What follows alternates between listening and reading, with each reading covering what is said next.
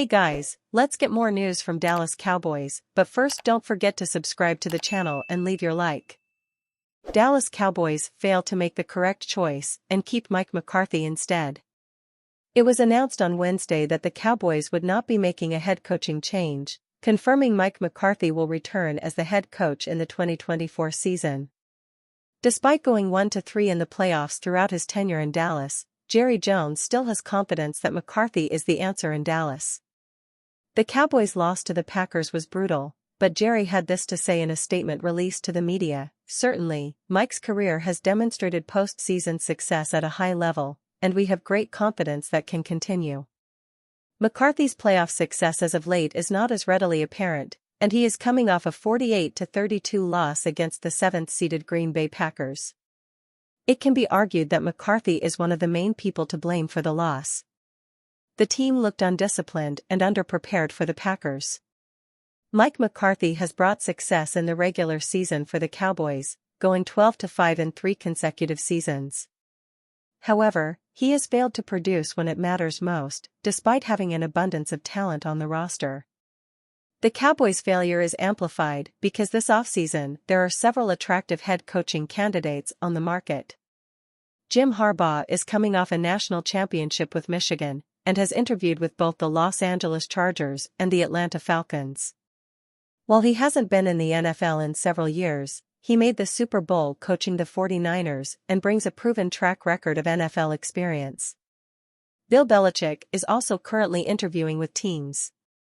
The coach with the most Super Bowl wins in league history is on the market, so there's a solid argument that he could take this Cowboys roster deeper in the playoffs than the divisional round. Mike Vrabel is also an attractive fit for the Cowboys. He did more than expected in his tenure with the Tennessee Titans, and could bring the toughness and discipline that the Cowboys are currently lacking. Mike McCarthy has felt like a significant upgrade from Jason Garrett's tenure as the coach of the Dallas Cowboys.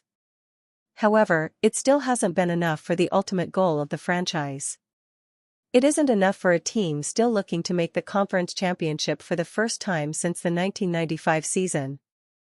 The Cowboys so far have wasted a potential Super Bowl window, and they are being too patient with their current head coach and refusing to make the hard choices that come with making a significant change to win now.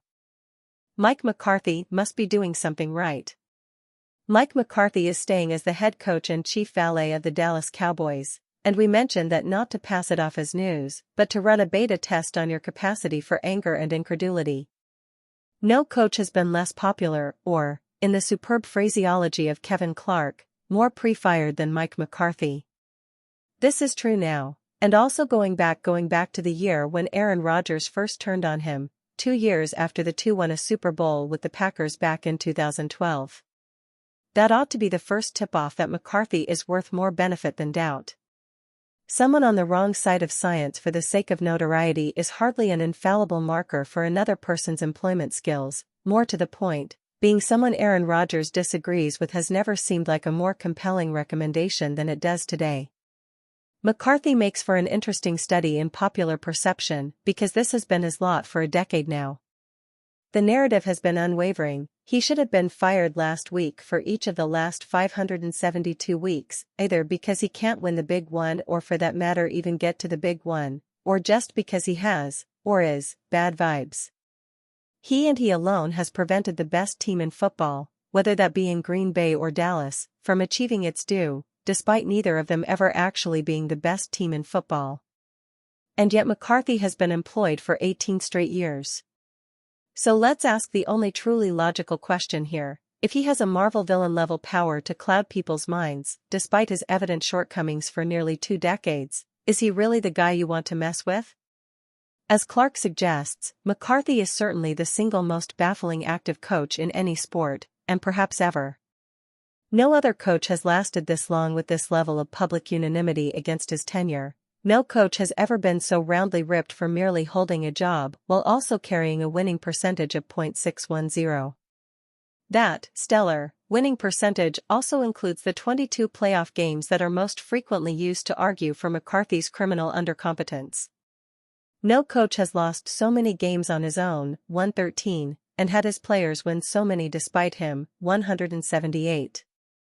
And no, we don't know what to do about the two ties. Maybe that's a duality of human nature thing. Let's not ask Aaron about it. Raiders named among favorites to sign RB, projected to make $22 million.